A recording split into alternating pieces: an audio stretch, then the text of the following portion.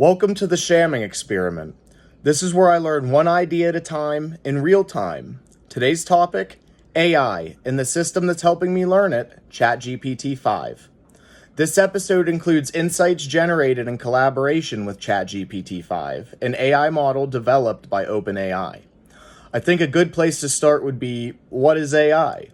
A definition I found is artificial intelligence is a function or ability of a machine or a computer system to perform cognitive functions associated with learning, reasoning, problem solving, perception, and the language understanding through algorithms and data-driven models. Think patterns. So basically, AI systems use information gathered and repetitive observable patterns to make a decision or a prediction. We currently exist with AI, not to be confused with AGI, which is absolutely another topic worth exploring together separately. At this point, the question crossed my mind, so I'm sure it crossed yours. Where could we find AI in modern society? We find a lot of substance when we take a second to look. It can be found into everyday technology, smartphone assistants such as Siri or Google, possibly even Alexa, as well as internal text such as predictive text, facial recognition, and photo enhancement. Search engines like Google or Bing utilize AI for rank, suggestion, and understanding content. Streaming services use recommendation engines on various platforms we all use consistently. This can be a valuable example of the term algorithm. If we really want to simplify the idea of algorithms and recommendation engines, they're the exact kind of AI that suggested this video and brought you here to me due to the interest that you've shown in other similar topics. Social media is the most pertinent example to most. It utilizes AI to curate content, to moderate. It uses it for facial tagging and ad targeting.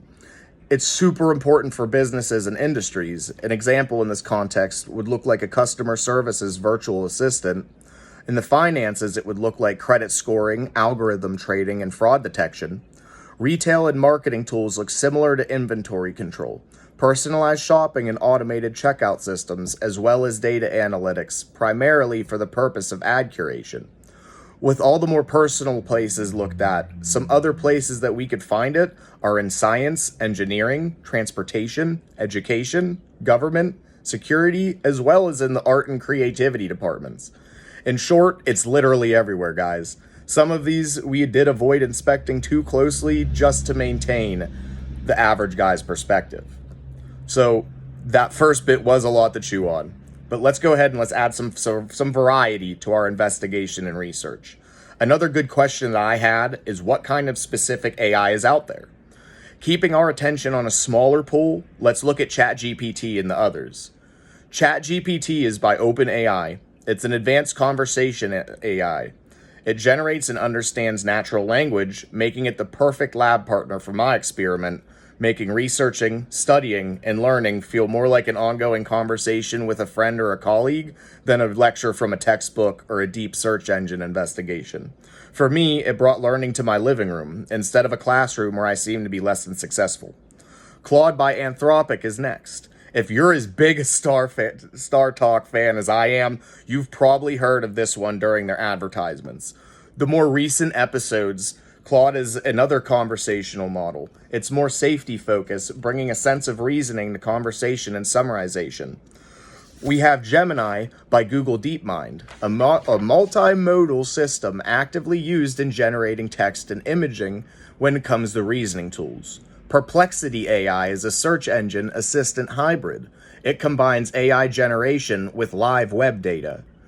Wrapping up our list of specific AI, we have Meta's Llama. Take note when looking at the name that both L's and the M are all capital letters. This is a reference to the abbreviation Large Language Model, which is exactly what it is being used for, primarily for research and custom applications.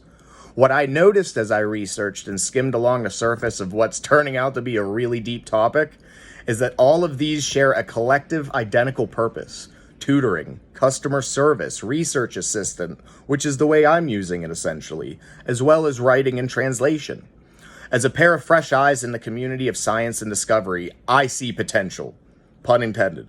I saw something exciting enough that woke something in me, something that dropped out of high school 3 times, enough that makes me want to chase the momentum. What I see here when I'm looking at AI and interacting with AI is the potential for mankind to grow technologically and intellectually. We're reaching an age where ease of access is at the literal tip of our fingers, being something that's no longer only seen in science fiction. As I myself discovered this and began to attempt to understand, I found a lot of stigma or gray areas in general understanding. And that has and will continue to lead to fear or confusion of the unknown.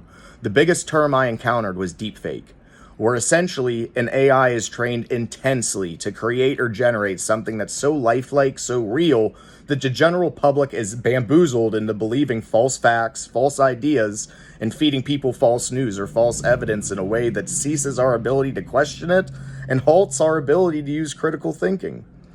I'm not going to dive too deep into this aspect of the controversies or gray areas because I think this would be great for an independent study and an episode at a later time. So let's explore a few more good examples from a closer lens, and I'll translate it in a way that an average guy might understand it. A good starting point is false information.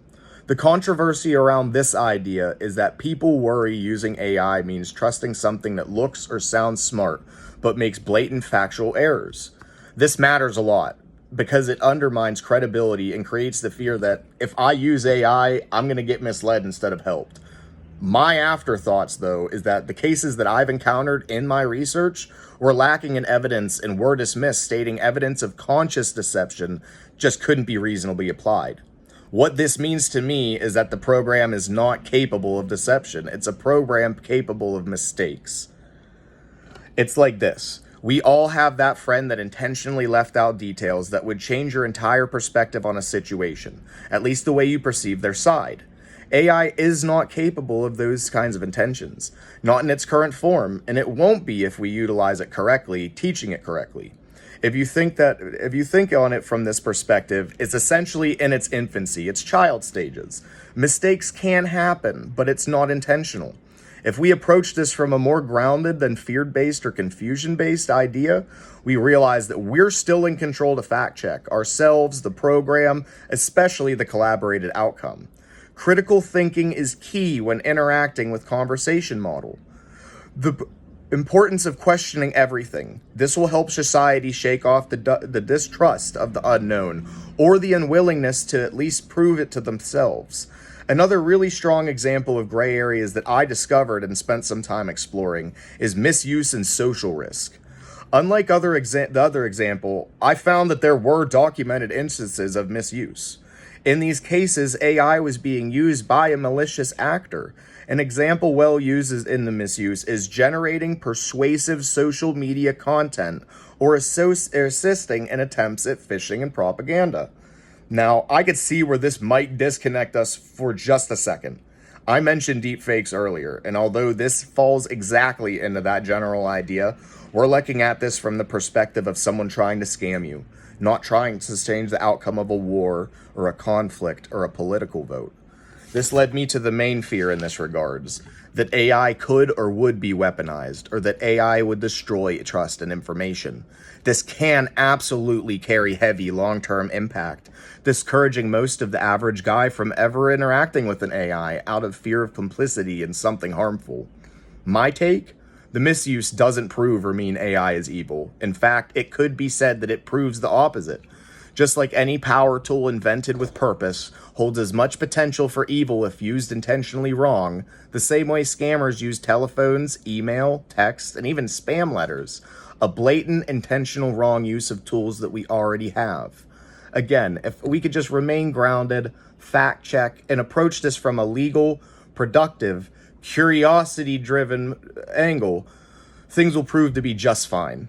Some key things for us to remember: be responsible, be open-minded, be prepared to collaborate, not just blindly trust data. Take a moment and humor me. Take your next Chat GPT search a step further and ask why when it gives a response. It can and will break it down into a fact-checkable piece. We discover a few deep questions in our time today: what AI is, what it currently can do, where it currently can be found, and we discuss some of the gray areas around this. Nothing life-changing or super deep, but enough to make us think and want to learn. All right, guys, this is it for today's discovery. What's something that drives your curiosity? Drop it below, and maybe our next point of exploration could be that. Every day I learn a little more, not just about AI, but about how humans and AI can learn together. Today it was AI, tomorrow, who knows? Thanks for joining me today on the Schaming Experiment.